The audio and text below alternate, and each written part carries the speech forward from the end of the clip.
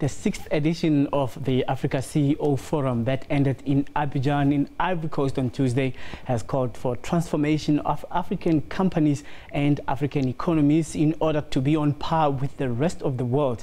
The forum was held under the banner of African Champions, It's Transformation Time.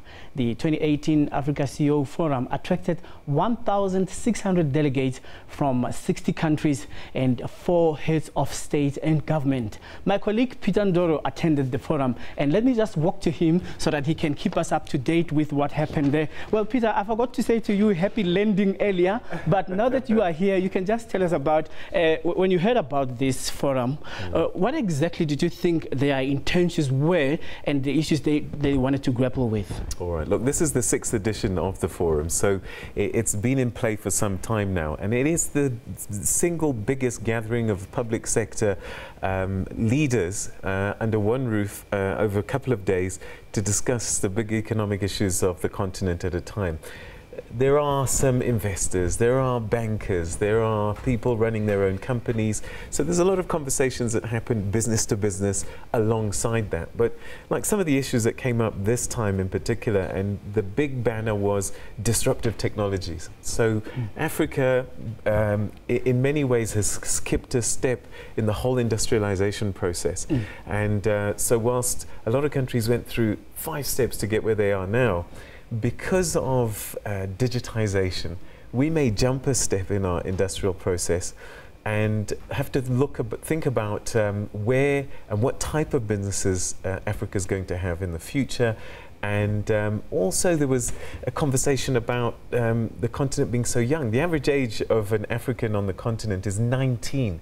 So we're very young, and we're going to have the youngest population under 30. When you talk about the youngest population, I remember one CEO that you were talking to earlier in the week. He was saying that the market must be accessible for young people. They struggle with funding when they have innovation because the market may be saturated and so forth. And he made an example of saying when the youth get frustrated, they end up seeking help elsewhere, like the exit of Elon Musk. For him to be a billionaire and realize his dream, he had to realize it in the States, not here in the country. There was a young woman that I spoke to who was actually voted the young CEO of the year. She's very young, she's in Nigeria, and she's built a business with a relative, I think her brother, that is, I think has attracted almost $500 million in investment, doing things that they had to import before. And I asked her, because the struggle that women have and young people have is they are excluded because they're young and because they're women. And she said, we've got to a point on the continent now where everybody has got something to contribute, women, men, young and old, and if we're to succeed, everybody must contribute. It's no longer a question of it's a nice thing to do or not.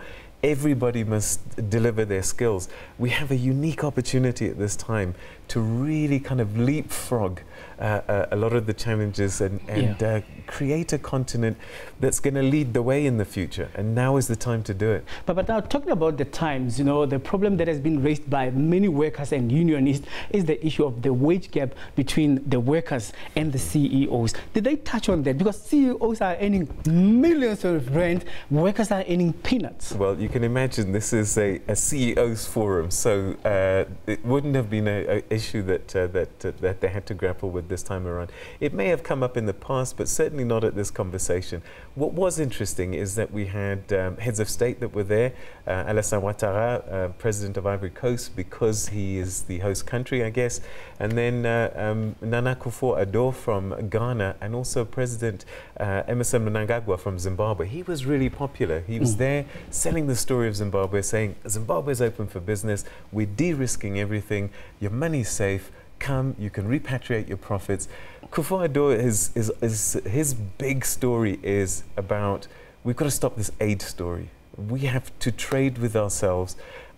Through economic trade, we will then be able to build our economies. So that signing of that continental free trade agreement is a key pillar in that, but he's really looking to Africa to look within going forward, and he's just tired of this. Now talking about transformation, the issue of leadership can be a thorn in the flesh if you have obstinate African leaders who are really keen on pursuing their own personal interest. You've got African leaders who are billionaires, but they've got a starving population. Now, when you're talking about transformation in the private sector, you have a situation where the government wants to have a larger share in the private sector. Now, how is transformation attainable when there are such hurdles towards them? It's interesting. The presidents actually spoke about that, and they said that what is needed is a new type of leadership on the continent, one that listens to people. And being there, I guess, is about listening to business leaders, but certainly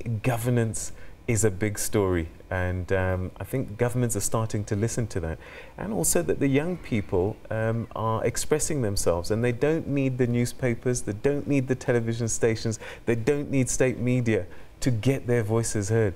They're using social media in a way that they've never done before. So yeah, you're absolutely right, and it is something that the leaders are very cognizant of. All right, all right. We're looking forward to the interview that Peter has talked about. He interviewed a young lady. Where's she from? Nigeria. From Nigeria. Dr. Amy Jadesemi. Yeah, she attracted a lot of investment, and there's equity in her company. So do not miss that one. Stay tuned right here on SABC News.